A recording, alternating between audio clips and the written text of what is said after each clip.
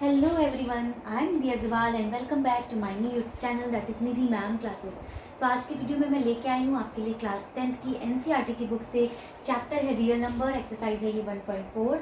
सिर्फ 5 मिनट के अंदर आपकी ये पूरी एक्सरसाइज कंप्लीट होने वाली है। देखिए कैसे, क्योंकि अभी आपको सारे कॉन्सेप्ट अच्छी तरह मैंने समझा दिए हैं।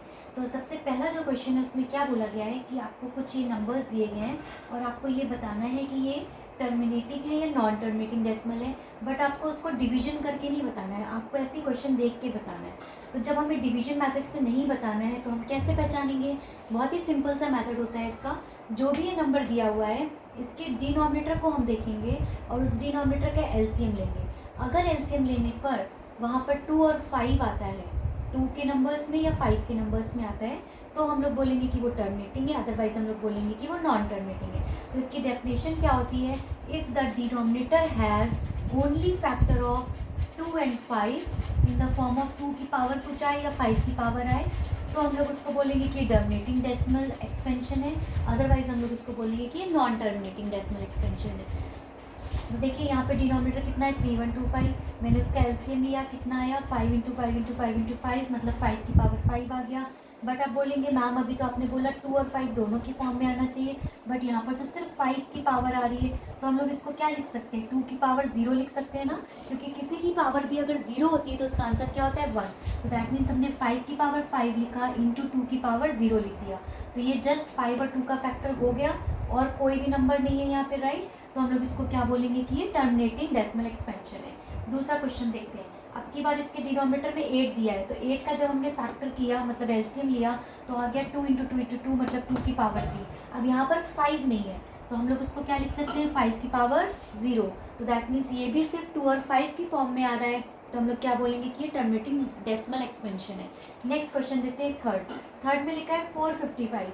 जब हमने इसका एलसीएम लिया तो हमने देखा कि 5 भी आया, 7 भी आया और 13 भी आया, तो दैट मीन्स यहाँ पर 5 के अलावा 2 नंबर्स और आ रहे हैं, बट हमारे क्वेश्चन में सिर्फ 2 आना चाहिए, 5 आने चाहिए, या फिर 2 और 5 दोनों नंबर आने चाहिए।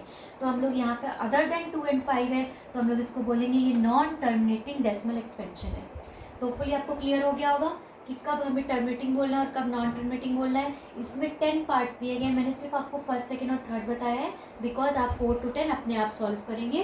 कोई क्वेरी होती है तो आप मुझसे पूछ सकते हैं। नेक्स्ट क्वेश्चन देखते हैं। नेक्स्ट क्वेश्चन में आपको बोला है कि आप क्वेश्चन नंबर 1 देखिए और उसमें जो टर्मिनेटिंग डेसिमल एक्सपेंशन थे सिर्फ उन्हीं का डिवीजन सॉल्व करके हमें बताइए। तो हम लोगों ने देखा कि फर्स्ट वाला, सेकेंड वाला और भी कई है, बट मैंने यहाँ पे सेकेंड क्वेश्चन पिक किया क्योंकि वो टर्मिनेटिंग डेसिमल एक्सपेंशन था। मैंने उसको क्या किया, सिंपल हमने उसको डिवाइड करके सॉल्व करके दिखाया।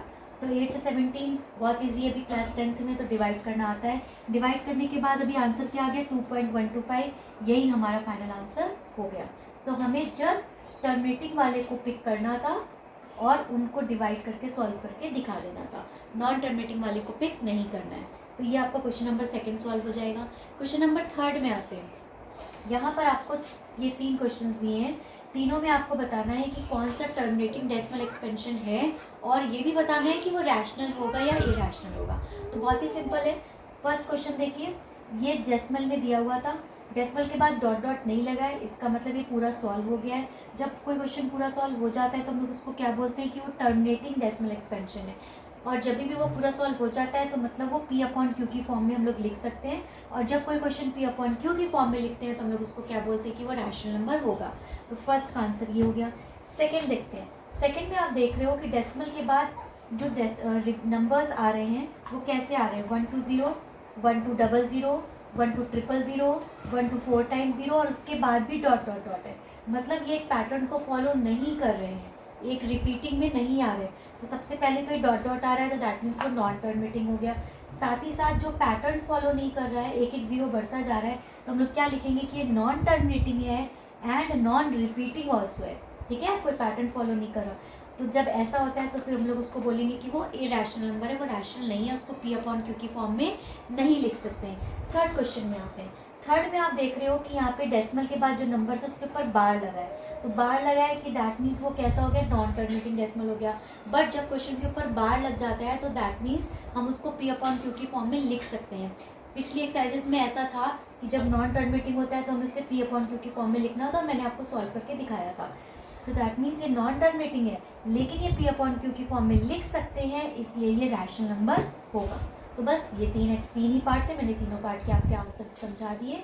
तो इस तरीके से आपको फर्स्ट के सारे पार्ट करने हैं, सेकंड में सिर्फ टर्मिनेटिंग वाले को सॉल्व करके दिखाना है, और थर्ड का ये रहा सोल्यूशन। तो आपने देखा सर 5 मिनट में एक्सरसाइज सॉल्व हो गई। आप भी सॉल्व कीजिए, आपको 15 मिनट्स लगेंगे क्योंकि आपको सारे पार्ट्स करने हैं। बट आई होप आपको कोई भी क्वेरी नहीं रहेगी। अगर फिर भी कोई क्वेरी होती है तो आप कमेंट सेक्शन में पूछ सकते हैं।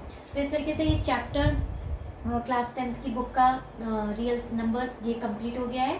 मिलते हैं नेक्स्ट वीडियो में, जहाँ पर मैं आपको नेक्स्ट चैप्टर एक्सप्लेन करूँगी। तब तक जो लोग मेरे चैनल पर न्यू हैं, प्लीज़ जाते जाते चैनल को सब्सक्राइब करना मत भूलिएगा। Thank you so much, bye bye.